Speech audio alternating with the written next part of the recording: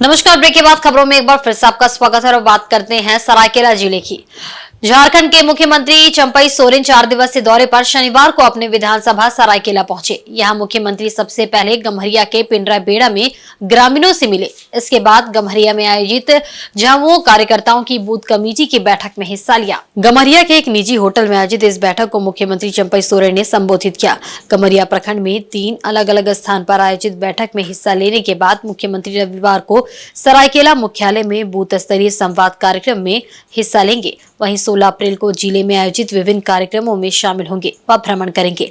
मुख्यमंत्री आगमन और कार्यक्रम को लेकर सरायकेला जिला पुलिस प्रशासन द्वारा चाक चौबंद व्यवस्था की गई है। बैठक के बाद पत्रकारों को संबोधित करते हुए मुख्यमंत्री चंपई सोरेन ने कहा कि आगामी लोकसभा चुनाव को लेकर आयोजित बैठक में कार्यकर्ताओं को चुनावी टिप्स दिए गए हैं। झारखंड के सभी 14 लोकसभा सीटों पर महागठबंधन की जीत तय है।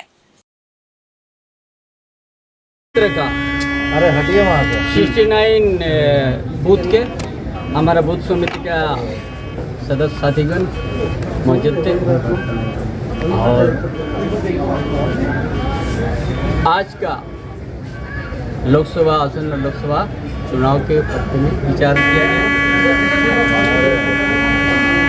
और इस राज्य में 14 के 14 लोकसभा में हम लोग हमारा महागठबंधन जीतेगी।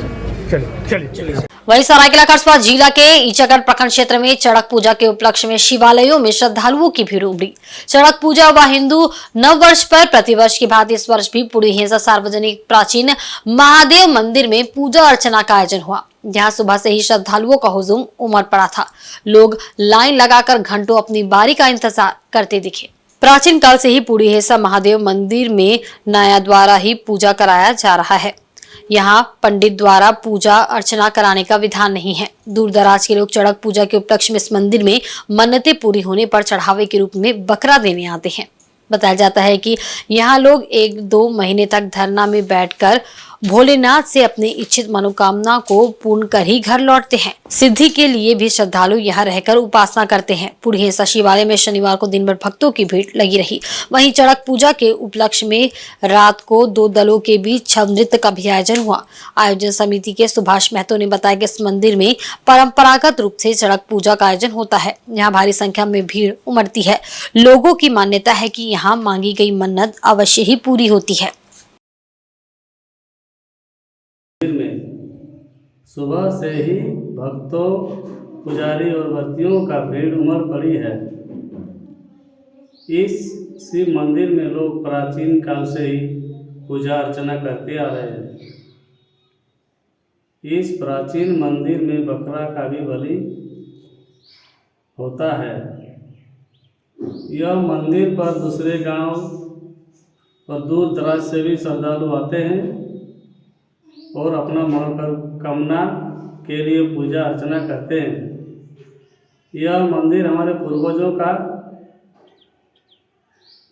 का देन है।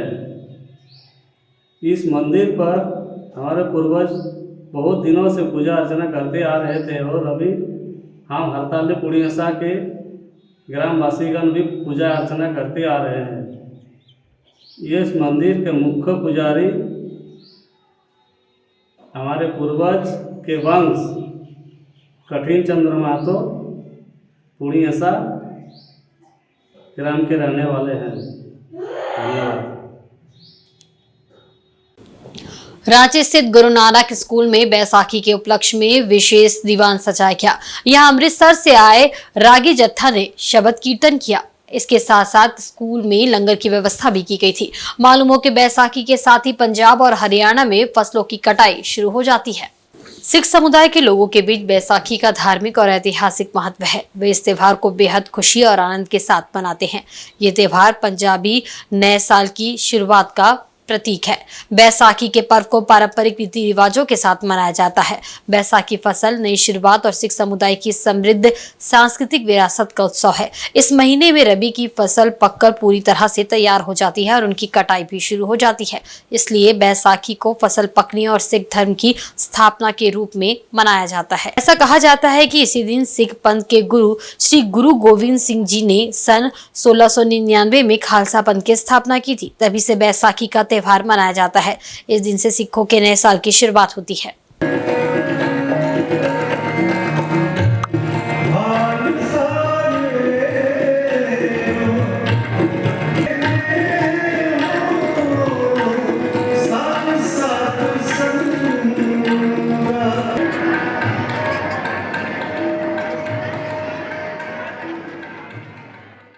जमशेदपुर के बिष्टुपुर में शुक्रवार को जेएनएसी की टीम द्वारा व्यापारियों की पिटाई की गई थी। इसे लेकर व्यापारियों में आक्रोश व्याप्त है।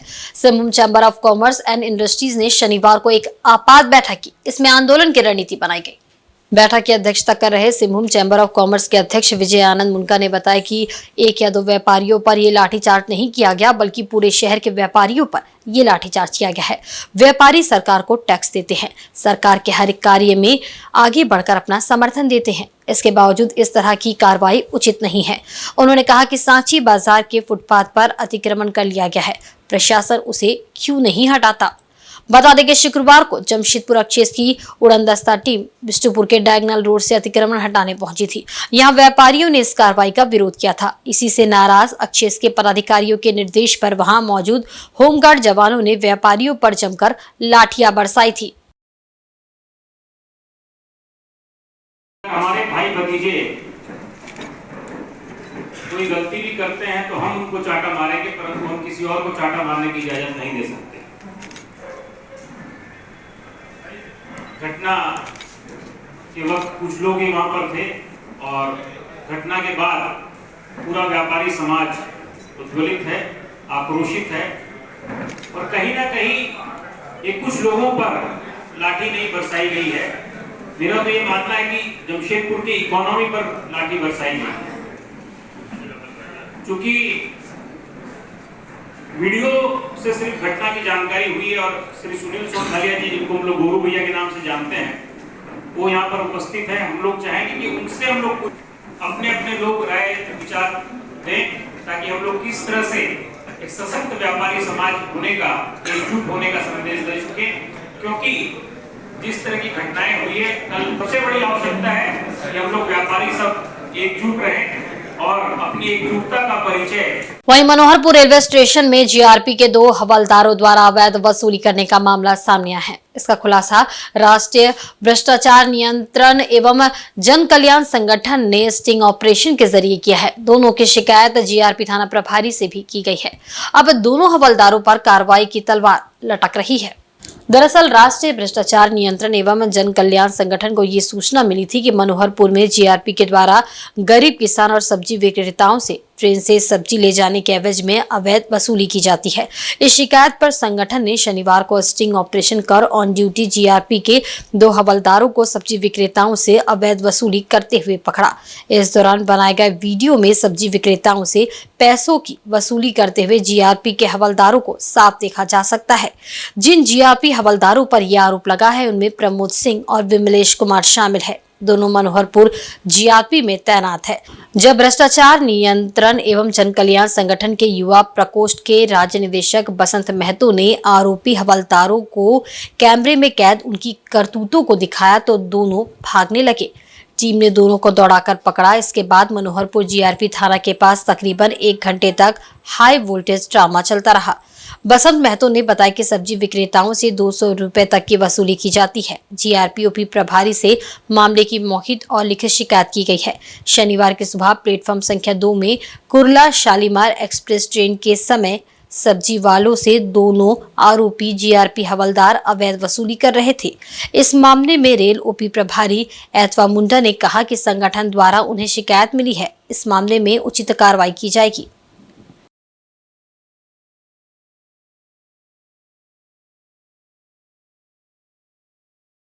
दरअसल काफ़ी दिनों से, पिछले एक सप्ताह से, क्योंकि मैं भी यहाँ का स्थानीय हूँ और यहाँ की लोगों की जनभावना से जुड़ा हुआ हूँ, पिछले 4 साल से सामाजिक गतिविधियों में बढ़ चढ़कर हिस्सा लिया हूँ और वर्तमान में राष्ट्रीय भ्रष्टाचार नियंत्रण एवं जन कल्याण संगठन में राज्य प्रदेश निदेशक के रूप में झारखंड प्रदेश में मैं एक प्राधिकारिक व्यक्ति के रूप में कार्यरत हूँ। और मुझे सूचना मिली थी कि यहाँ के जो कृषक हैं, सब्जी विक्रेता हैं, उनके साथ वसूली होती है और यहाँ के रेलवे के कर्मचारी ही करते हैं। तो हमारे साथी स्टिंग ऑपरेशन पर लगे और कल भी हमें वीडियो फुटेज प्राप्त हुआ था, वो हम सार्वजनिक करेंगे मीडिया के माध्यम से। जो लोकतंत्र की चौथी स्तंभ है, इसके माध्यम से लोगों को पता चलना चाहिए कि रेलवे के पदाधिकारी किस प्रकार से वसूली भाई बने हुए हैं। और इसके बाद आज हमने जो स्टिंग ऑपरेशन चलाया नोट के सीरियल नंबर के साथ, इसके अलावा हमारे पास वीडियो फुटेज है इनका अलग अलग सबसे लेते हुए, हम उसको सार्वजनिक करेंगे। उनसे महिलाओं से, जो भी सब्जी विक्रेता है, चाहे महिला पुरुष हो, उनके साथ उनसे पैसा वसूली करते हुए पकड़े। कितना दिन से आप लोग ऑपरेशन चला रहे थे? ये कल, इससे पहले से मुझे जानकारी थी, लेकिन स्टिंग ऑपरेशन कल से चला है और कल का वीडियो फुटेज है, आज का भी वीडियो फुटेज है। और इसमें जो पदाधिकारी गण है, ये मुख्य रूप से इनसे आप बयान ले लीजिएगा। मतलब आप लोगों ने लगातार 2 दिन से स्टिंग ऑपरेशन चलाया। कल ही हम आए हुए थे और कल रात से ही हम लोग यहाँ निरंतर लगे हुए थे, लोगों से बात कर रहे थे और उनसे जानना चाह रहे थे क्या मामला है। किसी का कहना है किसी से 10 रुपया बोरी के हिसाब से, किसी से 10 रुपया, किसी का 20 रुपया, किसी से 50 रुपया की वसूली हो रही। हवलदार प्रमोद कुमार सिंह है। हवलदार प्रमोद कुमार सिंह, हवलदार विमलेश कुमार, विमलेश, ये दोनों इंटरव्यू थे। प्लेटफॉर्म ड्यूटी पर थे ना? हाँ, उसमें क्या है? उस दरमियान बीच में क्या हो रहा है नहीं हो रहा, वो तो भाई हम देखने के लिए नहीं आए। ठीक, आपके पास अभी फिलहाल जो आज इन्होंने फुटेज जो वीडियो दिखा, इस पे आप क्या कहना चाहेंगे? देखिए, जो कुछ भी हुआ है तो गलत चीज़ है, हम भी गलत मान रहे हैं इसको। अच्छा, गलत मान रहे हैं। हाँ वीडियो नहीं कीजिए वही बोल। हाँ, गलत मान। आप इस पर आगे क्या करेंगे? अगर ये आपको वीडियो उपलब्ध कराते हैं तो आगे आप क्या करेंगे? कि इसमें जो हम लोग की तरफ से जो वो विभागीय कार्रवाई होता है, उस सब चीज़ की कार्रवाई आप अनुशंसा करेंगे? अनुशंसा करें, कार्रवाई करना पड़ेगा। इधर इंडी गठबंधन का घटक दल और बिहार की प्रमुख विपक्षी पार्टी राष्ट्रीय जनता दल ने शनिवार को अपना चुनावी घोषणा पत्र जारी किया। घोषणा पत्र में 1 करोड़ नौकरी और पुरानी पेंशन नीति लागू करने की बात कही गई है। राजद के घोषणा पत्र पर भारतीय जनता पार्टी ने प्रतिक्रिया व्यक्त की है। इस पर रांची में भाजपा के प्रदेश प्रवक्ता प्रतुलनाथ शाहदेव ने कहा कि गठबंधन के सभी दलों में विरोधाभास नजर आ रहा है। एक और जहां कांग्रेस अपने घोषणा पत्र में 30 लाख नौकरी देने की बात कर रही है, वहीं तेजस्वी यादव 1 करोड़ नौकरी देने की बात कर रहे हैं। उन्होंने कहा कि तेजस्वी यादव के राज में बिहार में जंगल राज हुआ करता था। देखिए, पहले इनके ही जो घोषणा पत्र है, इतना विरोधाभास है। राहुल गांधी 30 लाख नौकरी देने की बात करते हैं, तेजस्वी 1 करोड़ नौकरी देने की बात करते हैं। यानी ये सिर्फ बोलने के लिए बोल रहे हैं, कोई इनमें आपस में समन्वय नहीं है। और तेजस्वी की पार्टी के समय तो बिहार जंगल राज से जूझ रहा था, तो वो नौकरी देने की बात करेंगे तो बड़ी आश्चर्यजनक बात है। बहरहाल इनके बीच का कोऑर्डिनेशन स्पष्ट हो गया कि पूरा भाव है, कोई करोड़ और कोई लाख। और राजद के बारे में तो ऐसे भी कहते हैं कि जहाँ उसकी सरकार जब भी थी तो वो बिहार के इतिहास का काला अध्याय था। लोग उस काले अध्याय को भूलना चाहेंगे, कोई उसकी ओर देखना नहीं चाहेगा। वहीं गठबंधन में शामिल झारखंड मुक्ति मोर्चा और कांग्रेस ने राजद के घोषणा पत्र का स्वागत किया है। पार्टी प्रवक्ता ने कहा है कि रोजगार देना कहीं न कहीं इंडिया गठबंधन की जवाबदेही है। तौर पे देखिए, हम लोगों ने जो राहुल जी ने जो 5 न्याय 25 गारंटी की बात कही है, उस 5 न्याय और 25 गारंटी में जो युवा 10 सालों में अपने आप को ठगे महसूस कर रहे हैं, रोजगार उनसे छीना जा रहा है, तो कहीं ना कहीं ये हमारी भी जवाबदेही है। इंडिया अलायंस के साथ साथ कांग्रेस पार्टी की ये जवाबदेही बनती है। और जब हमारी सरकार केंद्र में बनेगी तो हम अपने राज्य में, झारखंड में भी रोजगार सृजन करने का बड़े पैमाने पर एक काम करेंगे। चाहे वो सरकारी नौकरियों की बात हम कर लें या हम प्राइवेट नौकरियों की बात कर लें। और हमारा अभी महागठबंधन की सरकार ने इस पर अमल भी किया है कि हमने प्राइवेट सेक्टर में 75% स्थानीय युवाओं को रोजगार देने का आरक्षित किया है। तो ये हमारी प्राथमिकता शुरू से चली आ रही है। गठबंधन सरकार की। और स्वाभाविक तौर पे जब केंद्र का बल हमें मिलेगा, जब केंद्र में हमारी सरकार बनेगी, तो कहीं ना कहीं एक लार्ज स्केल पे हम इस मुहिम को, इस अभियान को हम आगे बढ़ा पाएंगे अपने राज्य में, झारखंड में। मुक्ति मोर्चा और झारखंड मुक्ति मोर्चा के कार्यकारी अध्यक्ष हेमंत सोरेन जी का ये संकल्प ही है कि युवाओं को रोजगार मिले, और उस ओर झारखंड की सरकार ने कई ऐतिहासिक फैसले लिए। जो नौकरियां पिछले सरकार में, भारतीय जनता पार्टी के सरकार में नहीं मिल पाती थी, उन नौकरियों के लिए रास्ता खोलने का काम किया, सरकारी नौकरी देने का काम किया, नियुक्ति पत्र बांटने का काम किया। और जो लोग 2 करोड़ नौकरियों का वादा करके आए थे, केंद्र में प्रधानमंत्री बने थे, उनको तो ये जवाब देना चाहिए कि वो क्या करेंगे युवाओं के लिए। उनके घोषणा पत्र से तो युवा ही गायब है। युवाओं के बारे में वो सिर्फ वो नौकरियों की बात ही नहीं करते हैं। क्यों नहीं करते हैं नौकरियों की बात? कि जो भी सरकारी संस्था है उसको वो खत्म करते जा रहे हैं। इधर जमशेदपुर के टूलाडूंगरी निवासी और ऑटो चालक आकाश कांत लाल ने सांची स्थित अतुल ऑटो के मैनेजर और कर्मचारियों पर मारपीट करने का आरोप लगा है। इस संबंध में सांची थाना में लिखित शिकायत की गई है। इस घटना में आकाश को सिर में गंभीर चोट आई है। पुलिस मामले की जांच कर रही है। एमजीएम अस्पताल में इलाज कराने पहुंचे ऑटो चालक आकाश कांत लाल ने बताया कि उसने अपनी ऑटो सर्विसिंग के लिए अतुल ऑटो शोरूम में ईद के 2 दिन पहले दी थी। उसे लेने के बाद शनिवार की सुबह अतुल ऑटो में गया। वहां उसके ऑटो की मरम्मत नहीं की गई थी। इस संबंध में पूछने पर मैनेजर व कर्मचारी भड़क गए और सभी ने मिलकर उस पर हमला कर दिया। इस दौरान उसे रॉड से पीटा गया, जिससे उसके सिर व शरीर के अन्य हिस्सों में चोट आई। उसने किसी तरह भागकर अपनी जान बचाई और थाना पहुंचा। पीड़ित ऑटो चालक ने सांची थाना में लिखित शिकायत की है। पुलिस इस मामले की जांच कर रही है। मैं अतुल शोरूम में अपना गाड़ी बनने दिया था, वहाँ से मैं गाड़ी लिया हूँ। मेरे गाड़ी तेरा ईद से 2 दिन पहले से खड़ा है, ठीक है। हमेशा हर बार का यही धर रहा है, लोग का 20-20 दिन गाड़ी ले लेता है, देता नहीं है बना के। तो आज थोड़ा सा मैं टेम्पर हो गया, मैं गया कि अरे क्या ड्रामा लग रहा है। तो सब मिल के वहाँ पर अतुल का जो मैनेजर है विवेक नाम है उसका, विवेक कुमार नाम है, वो देखिए मैं सर को मार दिया है। पूरा सबको मिल के बोला, मिल के मारे। ये कहाँ पर है? ये हावड़ा ब्रिज में। और सब वहाँ पर मेरा भाई भी था, मेरा भाई वहाँ से हटा है। हम मम्मी को लेने गए, वहाँ को लेने गया। और ये लोग तब तक में कितने लोग मिल के मारा? हाँ, कितने लोग मिल के मारा। थाना गए थे आप? हाँ, थाना गए थे। कौन थाना?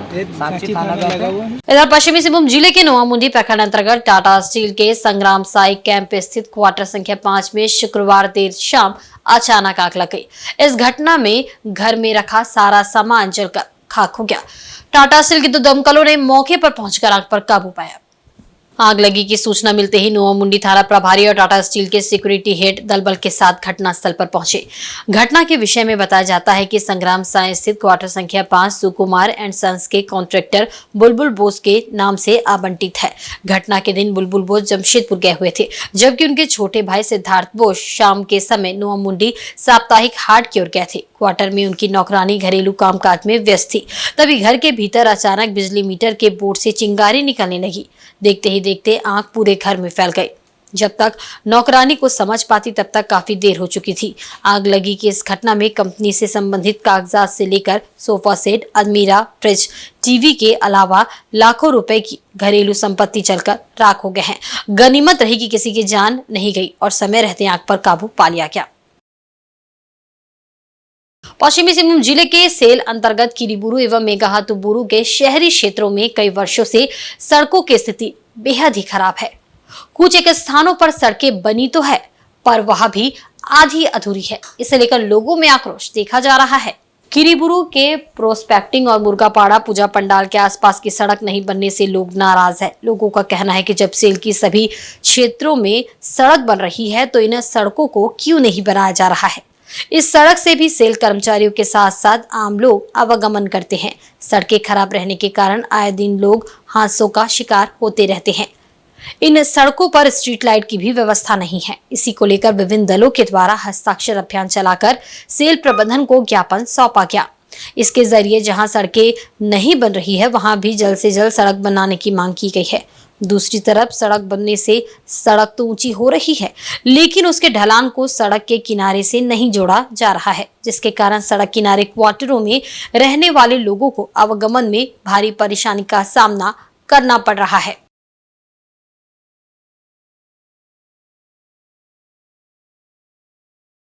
इनको बनाना चाहिए। इनका कहना है कि एम्प्लॉयजन नहीं है प्रोस्पेक्टिंग में, एम्प्लॉय कम है, इस वजह से नहीं बनाया जा रहा है। लेकिन ऐसा नहीं है, यहाँ एम्प्लॉयजन भी है और जब इतना बना जा रहा है तो ये भी बनना चाहिए। ये नहीं बनने से क्या क्या दिक्कत होता है? कोई आता नहीं है, गाड़ी घोड़ा चलाना, गाड़ी वोड़ी जो भी आता है वो वहाँ प्रोस्पेक्टिंग चौक तक आता है और अंदर कोई आता ही नहीं है। यही दिक्कत है, कोई गाड़ी नहीं चलाना चाहता है। और मेन बात यही कि यहाँ एम्प्लॉयजन है काफ़ी, अगर देखा जाए तो उनको बहुत दिक्कत होता है। तो होना चाहिए, बनना चाहिए। में वास करते हैं तो आना जाना तो निरंतर सभी का होता ही रहता है और चाहेंगे कि हमारा भी सड़क बने। और जिस तरह का परेशानी हम लोग झेल रहे हैं, बरसात के दिनों में काफ़ी कीचड़, काफ़ी गोबरों का सामना, गंदगियों का सामना करना पड़ता है। आने जाने में बच्चों को भी दिक्कत होती है, हम महिलाओं को भी काम करने में काफ़ी दिक्कत होती है। और सड़क के साथ साथ जल निकासी का भी निर्माण होना चाहिए ताकि हमारे घरों की जो वेस्ट वाटर है, पानी जो है वो नाली में आए और नाली से ही सीधे अपना जो भी उसका रास्ता हो वैसा निर्माण करके बनाया जाए और स्ट्रीट लाइट का भी प्रबंध हो। इधर लोकसभा चुनाव के लिए मतदाता जागरूकता अभियान पूरे जिले में चलाया जा रहा है। शनिवार की सुबह चाईबासा सदर अनुमंडल कार्यालय से सिंहभूम स्पोर्ट्स एसोसिएशन मैदान तक रन फॉर वोट मैराथन का आयोजन किया गया। अनुमंडल पदाधिकारी अनिमेश टंडन ने हरी झंडी दिखाकर मैराथन दौड़ का शुभारंभ किया। मतदाता जागरूकता दौड़ में सरकारी पदाधिकारियों और कर्मचारियों के अलावा स्कूलों के विद्यार्थियों और खिलाड़ियों ने हिस्सा लिया। दौड़ के समापन के बाद एसोसिएशन मैदान में मतदाता शपथ दिलाई गई और हस्ताक्षर अभियान चलाया गया। कार्यक्रम में मौजूद लोगों को अनुमंडल पदाधिकारी ने 13 मई को निश्चित रूप से मतदान करने के लिए प्रेरित किया। उन्होंने आसपास के लोगों को भी मतदान करने के लिए जागरूक करने की अपील की। वहीं कुर्मी जाति को अनुसूचित जाति की सूची में शामिल करने की मांग का आदिवासी समाज के लोगों ने विरोध किया है। शनिवार को रांची के करमटोली स्थित प्रेस क्लब सभागार में एक प्रेस वार्ता आयोजित कर आदिवासी नेताओं ने इस विषय पर तथ्यात्मक बातें रखी। संवाददाता सम्मेलन के माध्यम से आदिवासी नेताओं ने कहा कि कुर्मी समाज के लोग ना तो किसी सरहुल जुलूस में शामिल होते हैं और ना ही आदिवासियों के साथ इनका कोई मेल है। आदिवासी और कुर्मी जाति में कई भिन्नताएं हैं। आदिवासी की संस्कृति और भाषा अलग है और कुर्मी समाज की संस्कृति अलग है। करते हुए आ रहे हैं और उनका जो पहले से है वो पहले से ही वो हिंदू धर्म को पालन करते हुए आ रही है। ये अभी का बात नहीं है, ये हजारों वर्षों से है। तो उस बात को लेकर के ये क्लैरिफाई किया गया था कि आदिवासी जो है वो प्राकृतिक पूजक है, कुर्मी जो है वो मूर्ति का पूजा करते हैं, वो हिंदू धर्म को अपनाते हैं। बस इस बात को लेकर के इसमें हम लोग के बीच से ये रखा गया था और इसके अलावा कोई बात नहीं रखा गया है। आखिर डबल बेनिफिट ले कौन रहा है?